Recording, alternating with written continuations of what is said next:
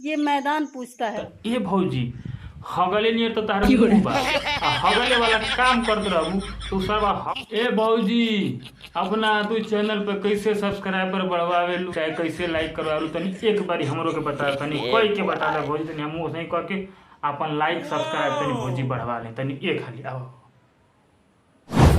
Hello friend नमस्कार। हमारे channel में आप लोग का स्वागत है। देखो भौजी जितना कठिन तू कोरियोग्राफी अपन लाइक सब्सक्राइब करा खातिर कैले बालू कोशिश करते हैं ठीक है देखिए जब भाई लोग, लेकिन हम ऐसे कह दे बगैर तुम लोग इस चैनल के लाइक करे के पड़ी हमारे वीडियो के सब्सक्राइब करे के पड़ी ठीक बा। हाँ चैनल के लाइक करे के पड़ी और वीडियो के सब्सक्राइब करे के पड़ी। तो चलो ठीक है भाई। तो हेलो दोस्तों नमस्कार, मेरे चैनल में आपका स्वागत है।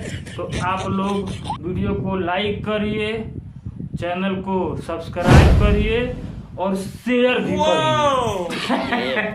तो भाई लोग बिना कोनो बकचोदी के वीडियो आगे कर जाए, लेकिन आगे करते पहले एक बात भाई, अभी फिट नाम को कोनो भाई बना कमेंट कर देना वीडियो पे, बहुत बहुत धन्यवाद भैया। भाई बकचोदी करते पहले एक बात बता दे भाई, चैनल को जरूर सब्सक्राइब कर लिया जाए।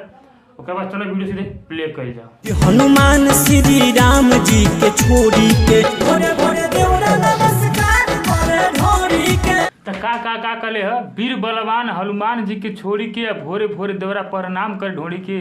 तो ये तार बोहनी के बुरी चार पेलो हनुमान जी जे सनक गिन ना तार बोहनी तो देख लो ना ये मोटा वो गद्दा ले घूमे ना।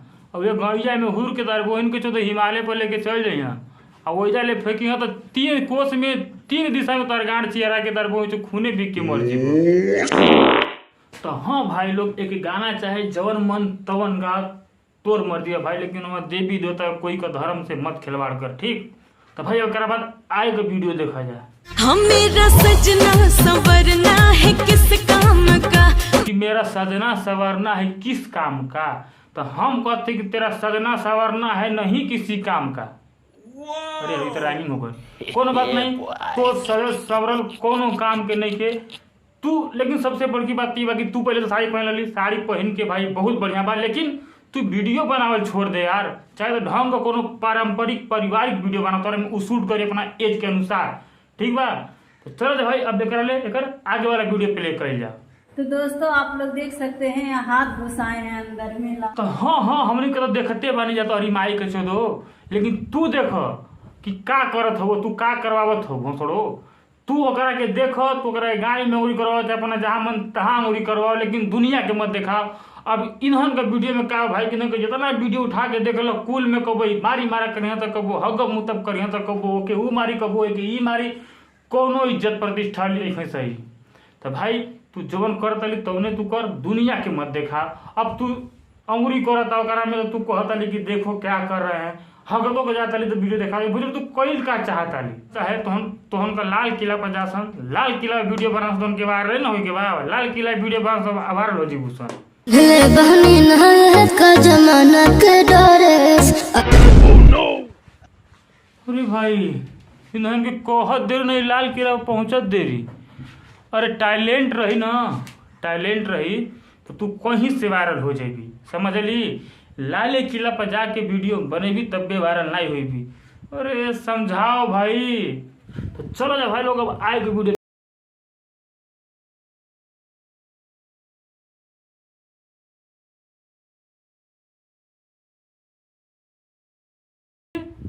देवरा ढोड़िए के आशिक बा, अगर तू तोप के बनेले रहती तो हम कुछ नहीं बोलले रहती ना, लेकिन जोन तो स्टेप बा ना वो स्टेप खातिर हम कहतानी भतारा बसल जाके नासिक बा देवरा एकर गड़ी एक आशिक बा।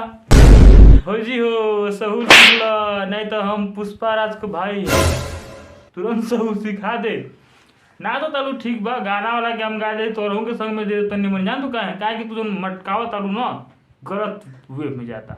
तो ओके तनी सुधार ठीक है। चलो भाई एक बाद आगे वाली वीडियो देखा थे। तो पूछ रहा है कि मैदान लगा है कि नहीं तुमको, ये मैदान पूछता है और नहीं पूछ रहा है कि का पूछता भौजी हगलू हो कि नहीं।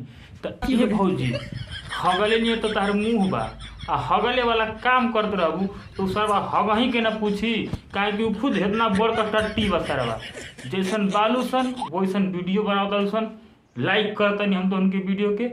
बाकी तो भाई आज के वीडियो इतने, अब भाई प्लीज चैनल के सब्सक्राइब कर जा, लाइक कमेंट शेयर कर जा, जौन मन तौन कर जा, ताकि पीछे का बैकग्राउंड चेंज हो जाए। खत्म,